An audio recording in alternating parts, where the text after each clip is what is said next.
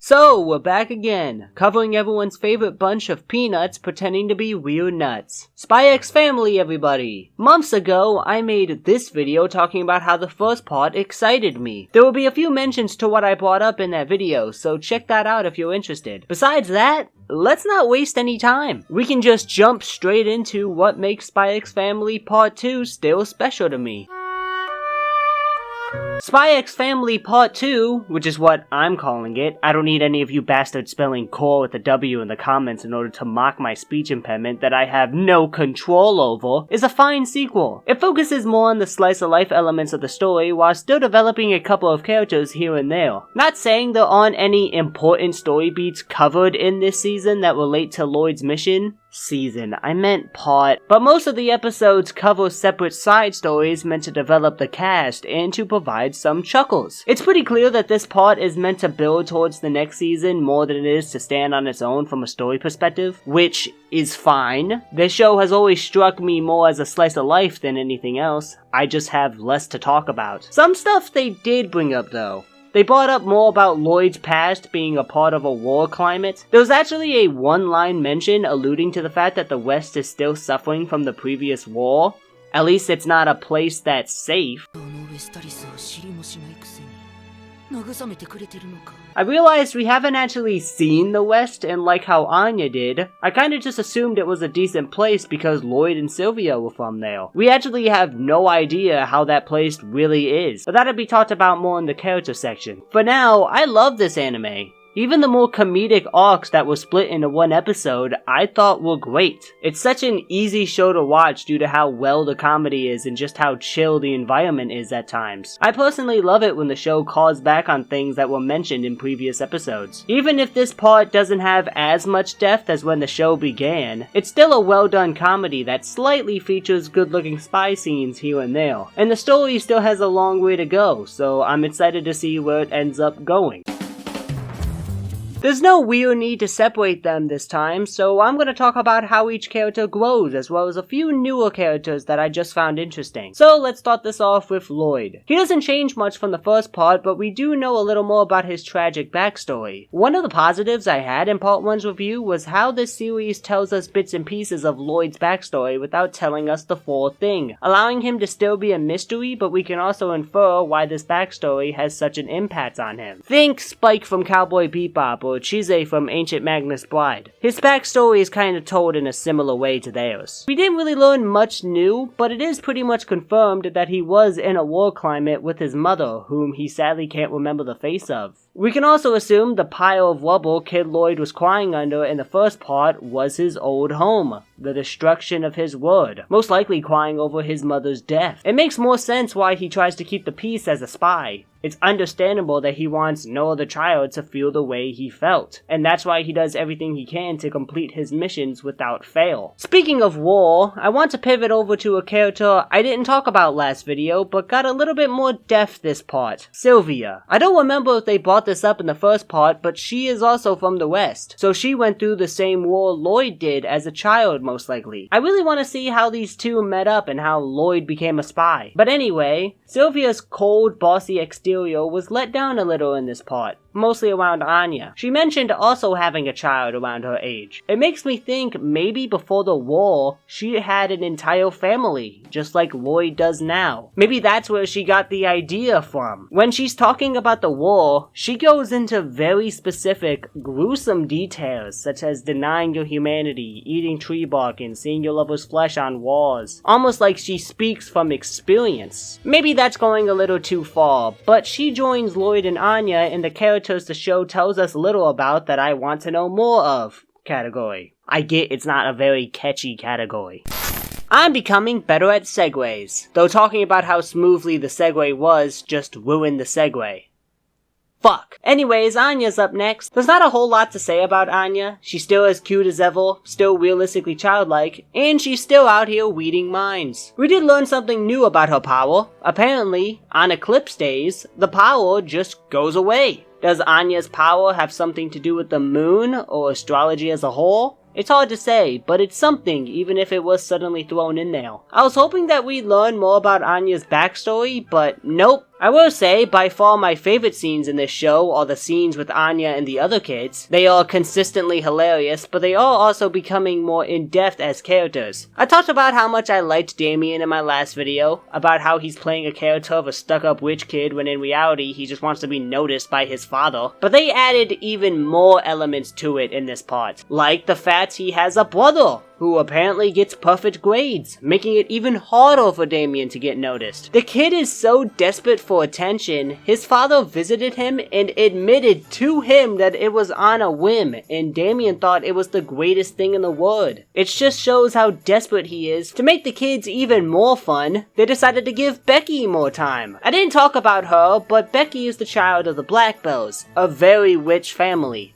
So at school, she had a hard time meeting people due to her brattiness. However, when she met Anya, she was her first friend. It just makes their relationship sweeter to me. This part also includes her in the large misunderstanding plotline that is the relationship between Damien and Anya.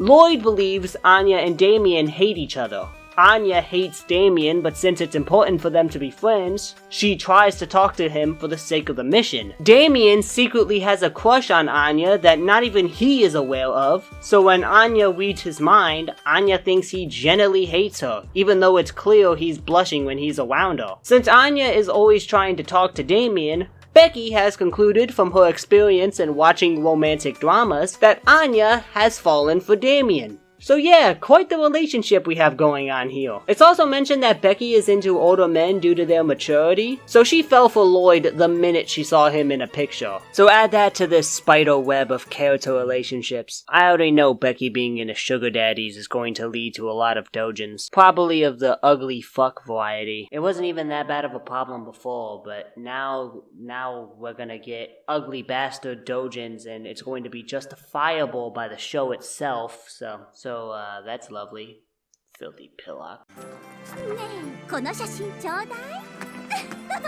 The final piece of the family is Yor. Yor is still rather insecure about her abilities as a mother. She still can't cook, but she is getting better. She can make a mean stew now that she remembered from her childhood, back when her mom used to make it for her and Yuri. And this led to her getting closer with her colleagues. And she still thinks she doesn't have much use since Lloyd pretty much does everything for the family. Her bonding moments with Anya are still really sweet, and her overprotective nature mixed in with the fact she's kind of a dunce make her a really entertaining character to follow. But by far one of the best things this part introduced is the character of Fiona, who's basically Yor's competition in a way. Fiona is Lloyd's spy Kohai, who has a cold, almost emotionless exterior, causing her to scare her co-workers. Fitting, since her last name is Frost. However, deep down, Fiona has an obsessive type love for Lloyd, nearly entering yandere territory at times. And she believes she should have been chosen to be Lloyd's wife. Since Lloyd knows Fiona more, that naturally means he is closer to her, so there's a fair bit of growth in their relationship already. Hell, he showed real emotion for her almost immediately. It's never really explained why Fiona wasn't available when the mission was announced, but in Yor's eyes, who already has no confidence in herself, she instantly becomes worried and believes Lloyd really loves Fiona, and since she was always meant to be the pretend wife, Yor should just accept that and leave the situation. But she can't do that,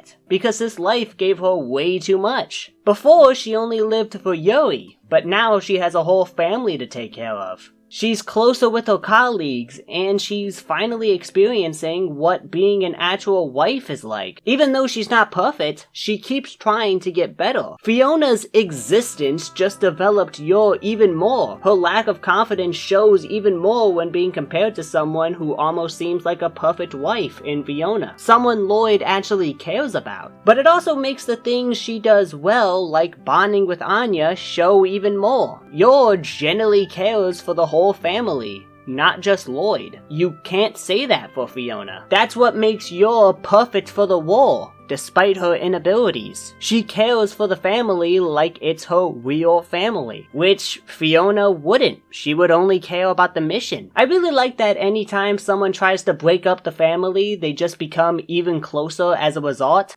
Wait a minute. Fiona is a character who's obsessed with someone already married and is trying to break them apart so they can take their place. They hate the other person in the relationship and has a secret side of themselves they hide for their profession. Holy shit. She's female Yuri. Down to an absolute T, besides the incest part. Lloyd isn't her brother. But what a hell of a plot twist that would be! Speaking of, there wasn't much development with Yuri this season, to be honest. He was barely around, which is absolute pain. Though Anya calls him uncle, so that's kinda cute. Yeah, the characters in this series are still a major highlight. Each has great chemistry with one another, and since there are still parts of the backstories we don't know about, some are still mysterious. This part gave me a newfound love and appreciation for the character of Yor that I didn't feel in the last season. I'm definitely gonna butcher season and part more. And, oh yeah, they get a dog too. His name is Bond, and he can see the future due to being a part of some messed up experiments. He and Anya are pretty similar if you think about it. They also make a pretty entertaining team since Anya can read his mind and also see the future. There's not a whole lot to say about him though because, well, he's a dog. I wish I had more to say about the other things in this show, but most things are constant. The animation and art are about the same as before. There are fewer flashy action scenes and more fluid slice-of-life scenes. I will say they added another genre in the mix of anime genres this anime pulls off perfectly, that being sports, which it handled greatly. A lot of smooth tennis shots with genuine tension due to the music and just how dirty the whole system was. There was also a really good scene towards the end of the arc between Fiona and Yor. Generally entertaining comedic timing, and the contrasting characters make it even better. They also did a standout job during episode 12. I call this the Cunny Fashion Show. It's a great fashion style that perfectly fits the time, which is something I'm glad they carried over to this next part. The whole atmosphere still feels very old European. The character design of Fiona is alright, everything else is just the exact same as the previous part. Something I completely failed to mention in my part 1 review is the versatility of No Name. I just didn't talk about that. You see, I found them through Dorhidoro, so you can color me shocked that a group that made that kind of music somehow turned up here using jazz music. And you can especially color me shocked, surprised, aghast, that a group that made the previously mentioned Dorhidoro opening and the jazz music from before also made the most positive song I've ever heard, where they sing about how much they hate carrots.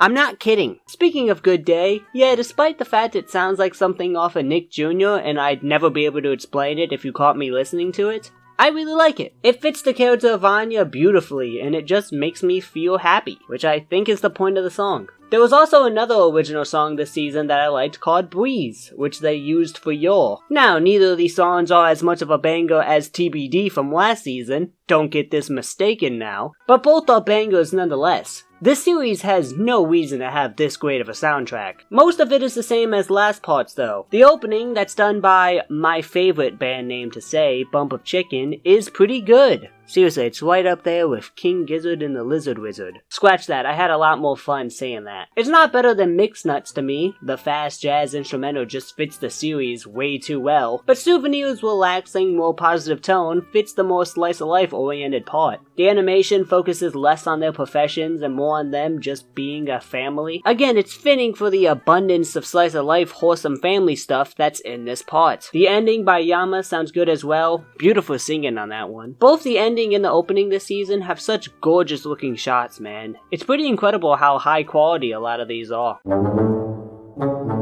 Finally, the voice acting. Most of it is the same. Some of the newer characters have some entertaining performances, like Fiona. Her obsessive monologues were pretty funny. Bond has a rather entertaining bark, which is a weird positive, but still a positive. I don't know, I just find that Bork thing he does funny. Yeah, it's still a fun cast, just not much to say here. I go more in depth on what makes this voice acting good in my previous video. I just don't want to repeat the same things here.